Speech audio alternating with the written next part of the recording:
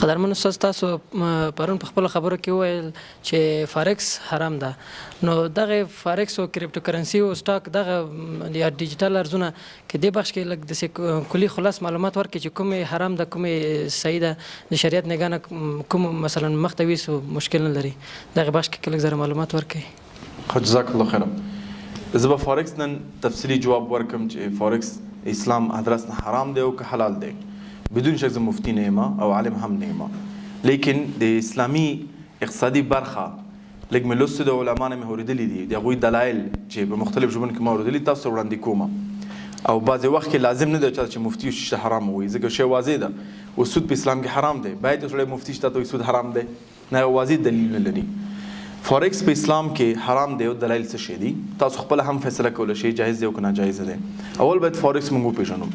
forex.com یو ټریډینګ پلیټفارم دی چې په هغه کې خلک مختلف شیان ټریډ کوي. مثلا ته به کولی شي کموډیټي ټریډ کې، ته کولی شي پکې پیسې واخلي، ډالر دې واغسل بیرته په تومنو خرڅوي، تومن دې واغسل په جی ډي پي باندې خرڅوي چې په هر څه خلک جی بي پي باندې چې کوم برټش پاونډز دي. نو که په سړی عادي سړی وګوري دا د چې یو ته غلط نه ښکاره کېږي، لیکن که لږ زره ډیټیل ته ورشئ بیا تاسو د فارکس ټریډینګ حرام بودن او حلال بودن په واضح پیژندلی شئ. او خصوصا هغه کسان څوک چې په ټریډینګ کې بلد دي یا په سټاک کې بلد دي یا په ای کامرس کې بلد دي، نو هغوی به دغه دقیق معلومات راټولولی شي. لیکن عمومي که تاسو یو مفتي صاحب ته یا مولوي صاحب ته دا معلومات وړاندې کوي، کیدای شي هغه په دې باندې پوه نه شي ځکه اوس سره مخامخ شوی نه دی. فارکس په څو دلایلو باندې حرام دی. اول دلیل چې که ته کموډیټي ټریډ کوې، مثال سره زر دې واغستل، تا سره زر واغستل لیکن سره زر ستا په قبضیت کې نشته دی، تا د سره زر یو ارزش اخیستی دی. او په اسلام کې یو شی ته چې اخلي هغه به ستا په قبضیت کې راشي د نه مخکې چې خرڅ کړي. ځکه مشهور حدیث دی، مشهور حادثه ده چې صحابي رسول الله صلی الله علیه وسلم ته راځي، هغه دوی چې ما ته دکان ته خلک راځي او فلان فلان شیان غواړي چې کوم ما سره نشته دی، زه کولی شم دا خرڅ کم او بیا لاړ شم په مارکیټ کې هغه واخلم، یعنې اول زه په تا خرڅ کم بیا په مارکیټ کې واخلم بېرته کس ته ورکم. رسول صلی دا ناجایزه وګڼله. یو شی به ستا په قبضه کې وي، هغه نه بعد ته یې کولی شي په خلکو باندې خرڅ کړې، ځکه دا یو انفلیټډ مارکیټ جوړوي. او همدا دلیل چې ډراپ شپینګ هم بعضې موډلونه په اسلام کې حرام دي. یو دا که ته سره زر اخلي، وریجې اخلي، هر کموډیټي ته چې اخلي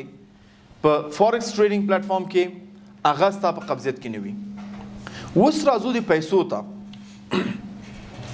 چې ډالر که زه اخلم نو ډالر خو قبضیت کې څنګه راولم، ځکه پرون ما په دې بحث وکړو چې په ټوله نړۍ کې موږ 8 تریلیون ډالرز من کرنسی چې دی سرکولیټ کیږي، لیکن په اصل کې من فقط 20 تریلیون ډالر په کاغذ کې لرو، 18 تریلیون ټول ډیجیټل دي. نو دا بیا څنګه که اسلام وایي چې دا حرام دی، نو بیا ټول صرافي او بانکداري دا باید حرام شي ځکه ستا په لاس کې نه ځي. په عمومي دیدن باندې دقیق مشکل نه ښکاره کیږي، خو د فارکس ټریډینګ پلیټفارم په نظر ته وګوري نو دغه بیا مشکلات پکې ډېر زیات دي. ډالر کته چې ته په فارکس ټریډینګ کې اخلي پلیټفارم باندې اخلي، نو مثال ته 10,000 ډالر لري، 10,000 ډالر باندې 10,000 یورو اخلي، نو ته کېدای شي یو وړوکی مقدار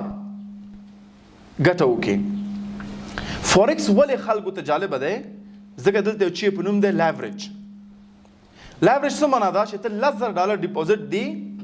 دغه بدل کې ته 1,00,000 ډالر اخلي د بروکر نه خپل اکاونټ کې، او بیا هغه باندې ته نور ګټه کې هماغه 1,00,000 ډالر بیرته خرڅوي. په اصل کې هغه 1,00,000 ډالر که ته چې خپل اکاونټ کې لري، هغه ته خپل اکاونټ ته نشي ویستلی، بانک ته نشي ویستلی، هغه فقط ډیریګیټیو ویلیوز ده. ډیریګیټیو معنی څه ده؟ چې د دې بوتل ارزش تا سره دی لیکن په اصل کې بوتل سره نشته دی. نو په اسلام کې دا هم ناجایزه ده چې یو شي ته موږ یو ویلیو ورکو، په اصل کې ارزش نه وي او بې معنا موږ ته ارزش ورکړی وي. دویم جنجال چیرته دی چې کوم بروکر چې ته په فورکس کې هغه نه دغه پیسې اخلي هغه قرض تا ته درکوي لیکن بعض خلک وایي چې بعضې بروکران سود نه ورکوي اکثر په سود وي 2% 3% اکثر په سود باندې وي لیکن بعضې وایي چې نه بعضې بروکران ته سود نه اخلي لیکن په اسلام کې په قرض او حسنه باندې ته شرط نشي ښودلی لیکن اکثر بروکران په فورکس کې تا ته چې پیسې درکوي په دې شرط درکوي چې بیرته به ته زما په ترو ټریډینګ کې او چون د هغه کمیشن چې کوم په ټریډینګ کې کیږي دا د هغه فایده ده د کې څو مشکلات شول څلور اول هغه $90,000 هغه ډالر نه خپل اکاونټ ته ویستلی شي ازدي بانک ته لیږلی شي هغه فقط ډیګریټیو ویلیو ده چې هلته پرته ده او ته په هغه باندې بیرته بیا پیسې ګټي او پیسې اخلي هغه کوم کمیشن ته چې پې وګټو هغه اصلي ویلیو ده دویم چې کوم بروکر ته دا پیسې درکوي په یو شرط درکوي چې فقط زما په ترو تللی شي او زه تا نه بروکر فی اخلم دریم اکثر د کې 1% هم شامل وي د ربا او د انټرست د سود څلورم دغه کوم بزنس ډیل چې اسلام ادرس نه په فورکس ټریډینګ کې تاسو مطالعه کوي دغه بروکران په اکثر وخت کې هم ته چې په خرڅه مېس کې بروکر هم وي او مېس کې هغه کس هم وي څوک چې دا معامله تا نه کوي یو کس تا قاضي دی چې هم د مدعي دی او هم د قاضي دی اکثر فیصدي د دې بروکرانو په خپله تا نه بیرته پیسې اخلي نو دا بیا څنګه معامله شوه چې هم زه زما مدعي او هم د زما قاضي د دې مسلې فیصله کوي بل عمومي ګوګل سرچ وکوئ یو ریسرچ دا وایي چې 80% کسان فورکس کې تاوان کوي او بل ریسرچ دا وایي چې 90% خلک تاوان کوي اصل ګټه دا بروکران کوي او هم دا دلیل دی چې بروکران اکثر لیګل قانوني مشکلات لري په مختلف ځایونو کې نو زما په نظر نه فقط د اسلام ادرس نه بلکې د اقتصادي د سرمایه‌ګذاري ادرس نه فورکس یو ښه فیصله ده چې سړی ورسره مخکې لاړ شي صحیح دی بعض کسان تاسو به ډیټا ښکاره کړي صحیح دی چې لسته د کسان ګټه کوي لیکن په خپله عادي ګوګل سرچ وکوئ چې څونه کسان فورکس کې تاوان کوي تا ته به ووایي 15 یا الا 90% کسان تاوان کوي او چې کوم 10 کسان پکې ګټه کوي هغه ما او تا غوندې عادي خلک نه دي هغوی بروکران دي هغوی اکنامکس کسان لري ټرین په خپله مارکیټ لوبوي او هغه کسان پکې ګټه کوي نو اول دلیل چې خپله ویلیو نه لري دویم لیوریج په اسلام کې حرام دی ډیریګیټیو ویلیو په اسلام کې حرام ده سود حرام دی او بل اقتصادي ادرس نه یو ښه بزنس نه دی ځوانان ته ولې ډېر توجه ورکوي ځکه چې دا تشویق شوي دي چې لږ وخت ډېرې پیسې ګټلی شي او اکثر په هغه لږ وخت کې بېرته په همدې پلیټفارم باندې په تاوان کې هم لاړ شي